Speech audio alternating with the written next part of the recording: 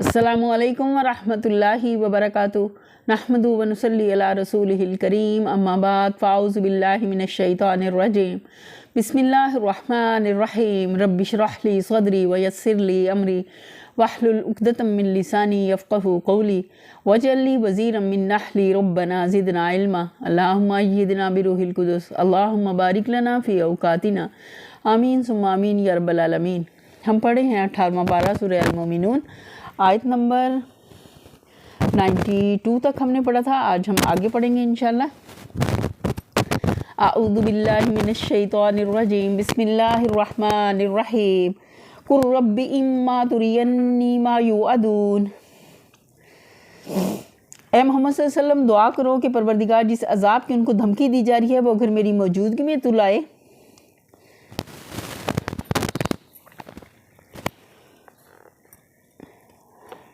रब्बी फ़ला तजअलनी fill क़ौमिज़ ज़ालिमीन, तो ए मेरे रब मुझे इन जालिम लोगों में शामिल ना कीजिए। इसका मतलब ये नहीं कि माज़अल्लाह इस अज़ाब में नबी सल्लल्लाहु अलैहि वसल्लम के मुब्तला हो जाने का फ़िल वाक़े कोई ख़तरा था, या ये कि अगर आप ये दुआ ना मांगते तो इसमें मुब्तला हो जाते, बल्कि इस तरह का अंदाज़े बयान ये तसव्वुर दिलाने के लिए इख्तियार किया गया है कि अल्लाह का अज़ाब है ही डरने के लायक चीज़, वो कोई ऐसी चीज़ नहीं है जिसका मुतालबा किया जाए, और अगर अल्लाह अपनी रहमत और अपने इल्म की वजह से उसके लाने में देर करे तो इत्मीनान के साथ शरारतों और नाफरमानियों का सिलसिला जारी ना रखा जाए। दर हकीकत वो ऐसी खौफनाक चीज़ है कि गुनाहगारों ही को नहीं, नेकोकारों को भी अपनी सारी नेकियों के बावजूद इससे पनाह मांगनी चाहिए। अलावा बरी इसमें एक पहलू ये भी है कि इज्तमाई गुनाहों की पादाश में जब अजाब की चक्की चलती है तो सिर्फ बुरे लोग ही इसमें नहीं पिसते, बल्कि उनके साथ भले लोग भी बसा औकात लपेट में आ जाते हैं। लिहाजा एक गुमराह और बदकार माशरे में रहने वाले हर नेक आदमी को हर वक्त अल्लाह की पनाह मांगते रहना चाहिए। कुछ खबर नहीं कि कब किस सूरत में ज़ालिमों पर कहले अलाही का कूड़ा बरसना शुरू हो जाए और कौन इसकी जद में आ जाए।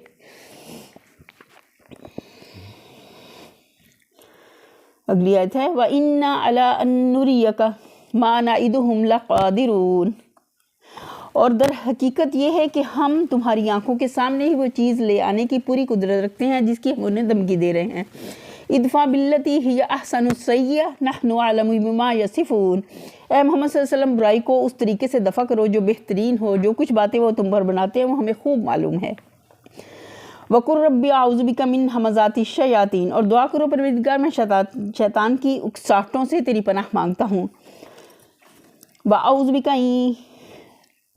बिका रब्बी अन यहज़ुरून, बल्कि ए मेरे रब मैं तो इससे भी तेरी पनाह मांगता हूँ कि वो मेरे पास आएँ। हत्ता इज़ा जा अहदुल मौत क़ाल रब्बि इरजिऊन, ये लोग अपनी करनी से बाज ना आएंगे, यहाँ तक कि जब उनमें से किसी को मौत आ जाएगी तो कहना शुरू कर देगा क्या कि मेरे रब मुझे इस दुनिया में वापस भेज दीजिए जिसे मैं छोड़ आया हूँ। असल में रब्बि इरजिऊन के अल्फाज हैं अल्लाह ताला को ख़ताब करके जमा के सीगे में दरख्वास्त करने की एक वजह तो ये हो सकती है कि ये ताज़ीम के लिए हो, जैसा कि तमाम ज़ुबानों में तरीका है, और दूसरी वजह बाज़ लोगों ने ये भी बयान किया है कि ये लफ्ज़ तकरार दुआ का तसव्वुर दिलाने के लिए है, यानी वो इरजिअनी मुझे वापस भेज दीजिए का मफ़हूम अदा करता है।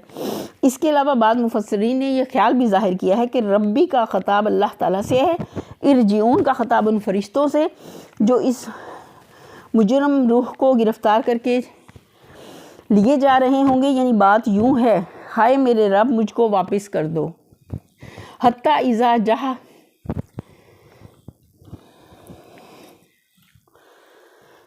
ये आयत हो गई लअल्ली अअमलु सालिहन फ़ीमा तरक्तु कल्ला इन्नहा कलिमतुन हुवा क़ाइलुहा व मिन वराइहिम बरज़खुन इला यौमि युबअसून। उम्मीद है कि अब मैं नेक अमल करूँगा।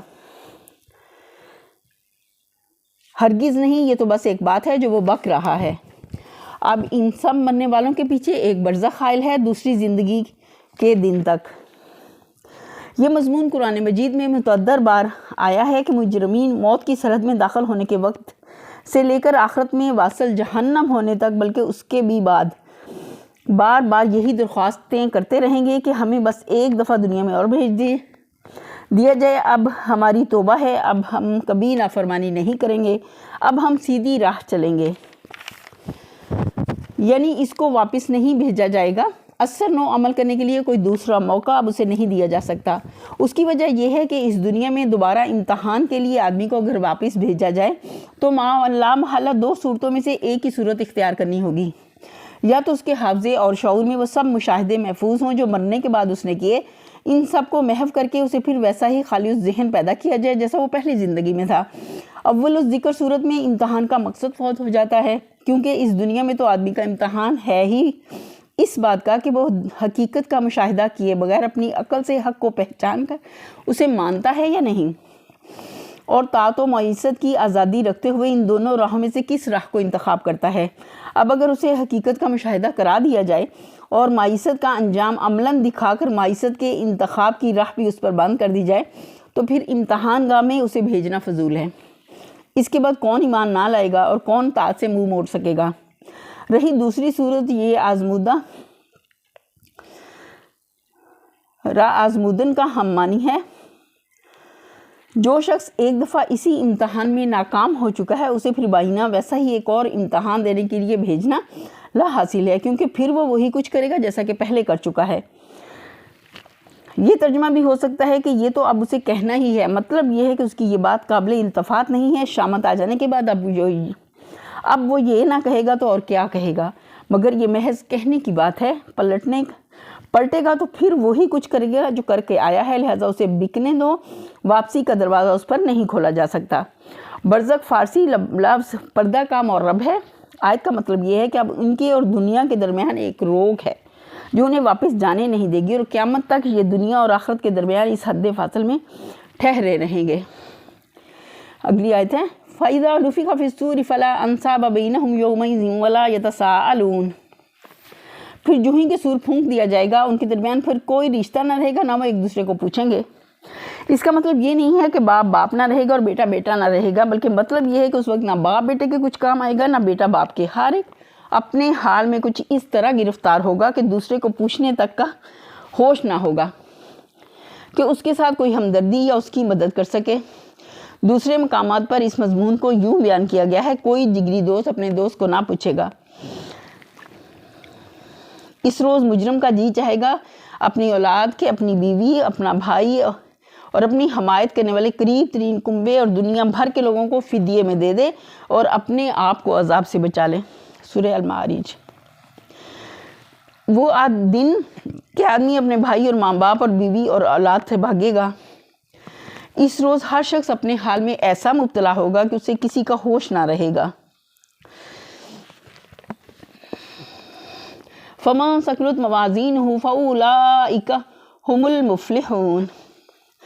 اس وقت جن کے پلڑے بھاری ہوں گے وہی فلاح پائیں گے، یعنی جن کے قابل اعتبار قابل قدر اعمال وزنی ہوں گے، جن کی نیکیوں کا پلڑا برائیوں کے پلڑ سے زیادہ بھاری ہوگا وہی کامیاب ہوں گے۔ وَمَنْ خَفَّتْ مَوَازِينُهُ فَأُولَٰئِكَ الَّذِينَ خَسِرُوا أَنفُسَهُمْ فِي جَهَنَّمَ خَالِدُونَ۔ اور جن کے پلڑے ہلکے ہوں گے وہی لوگ ہوں گے جنہوں نے اپنے آپ کو گھاٹے میں ڈال لیا، وہ جہنم میں ہمیشہ رہیں گے۔ آغاز سورہ میں اور پھر چوتھے رکوع میں فلاح اور خسران کا جو معیار پیش کیا جا چکا ہے اسے ذہن میں پھر تازہ کر لیجئے۔ تلفح وجوہہم النار وہم فیہا کالحون۔ آگ ان کے چہروں کی کھال چاٹ جائے گی اور ان کے جبڑے باہر نکل آئیں گے۔ اصل میں لفظ کالحون استعمال کیا گیا ہے۔ کالح عربی زبان میں اس چہرے کو کہتے ہیں جس کی کھال الگ ہوگی ہو اور دانت باہر آ گئے ہوں، جیسے بکرے کی بھنی ہوئی سری۔ عبداللہ بن مسعود سے کسی نے کالح کے معنی پوچھے تو انہوں نے الم تر الی الراس المشید، کیا تم نے بھنی ہوئی سری نہیں دیکھی؟ اس کی وضاحت میں انہوں نے یہ بتایا۔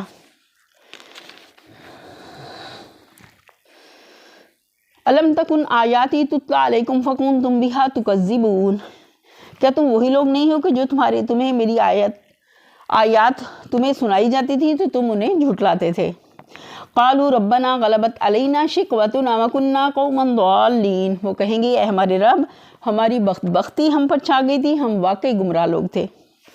ربنا اخرجنا منها فإن عدنا فإنا ظالمون، اے پروردگار اب ہمیں یہاں سے نکال دے، پھر ہم ایسا قصور کریں تو ظالم ہوں گے۔ قال اخسؤوا فیہا ولا تکلمون، اللہ تعالیٰ جواب دے گا دور ہو جو میرے سامنے سے، پڑے رہو اسی میں اور مجھ سے بات نہ کرو، یعنی اپنی رہائی کے لیے کوئی عرض معروض نہ کرو، اپنی معذرتیں پیش نہ کرو۔ یہ مطلب نہیں ہے کہ ہمیشہ کے لیے بالکل چپ ہو جاؤ، بعض روایات میں آیا ہے کہ یہ ان کا آخری کلام ہوگا جس کے بعد ان کی زبانیں ہمیشہ کے لیے بند ہو جائیں گی، مگر یہ بات ظاہر قرآن کے خلاف پڑتی ہے، کیونکہ آگے خود ہی قرآن ہی ان کی اور اللہ تعالیٰ کی گفتگو نقل کر رہا ہے، لہٰذا یا تو یہ روایات غلط ہیں یا پھر ان کا مطلب یہ ہے کہ اس کے بعد وہ رہائی کے لیے کوئی عرض معروض نہ کر سکیں گے۔ انہو کان فریقن،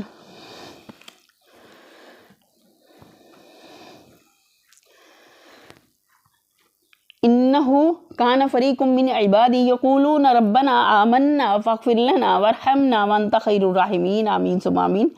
تم وہی لوگ تو ہو کہ میرے کچھ بندے جب کہتے تھے کہ اے ہمارے پروردگار ہم ایمان لائے، ہمیں معاف کر دے، ہم پر رحم فرما کر، تو سب رحیموں سے اچھا رحیم ہے۔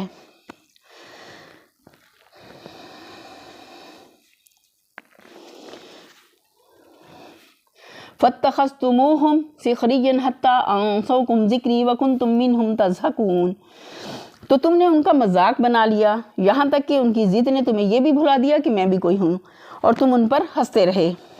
انی جزیتم اليوم بما صبروا انہم هم الفائزون، کہ آج ان کے صبر کا میں نے یہ پھل دیا ہے کہ وہی کامیاب ہیں۔ پھر اسی مضمون کا اعادہ ہے کہ فلاح کا مستحق کون ہے اور خسران کا مستحق، نقصان کا مستحق کون۔ قال کم لبثتم فی الارض عدد سنین، پھر اللہ تعالیٰ ان سے پوچھے گا بتاؤ زمین میں تم کتنے سال رہے۔ قالوا لبثنا یوما او بعض یوم فاسأل العادین، وہ کہیں گے ایک دن یا دن کا بھی کچھ حصہ ہم وہاں ٹھہرے ہیں، شمار کرنے والوں سے پوچھ لیجئے۔ قالوا لبثنا یوما او بعض یوم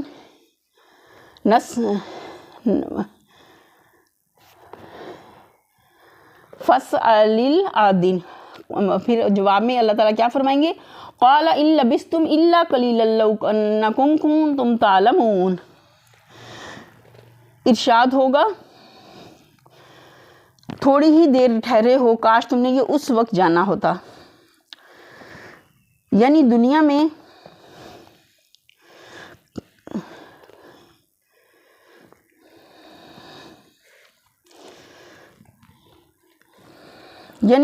ہمارے نبی تم کو بتاتے رہے کہ یہ دنیا کی زندگی محض امتحان کی چند گنی چنی ساعتیں ہیں، انہی کو اصل زندگی اور بس ایک ہی زندگی نہ سمجھ بیٹھو، اصل زندگی آخرت کی زندگی ہے جہاں تمہیں ہمیشہ رہنا ہے۔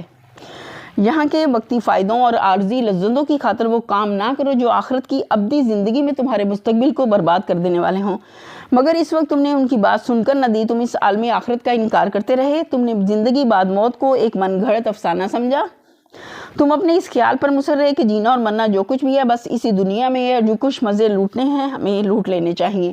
اب پچھتانے سے کیا ہوتا ہے، ہوش آنے کا وقت تو وہ تھا جب تو دنیا کی چند روزہ زندگی کے لطف پر یہاں کی ابدی زندگی کے فائدوں کو قربان کر رہے تھے۔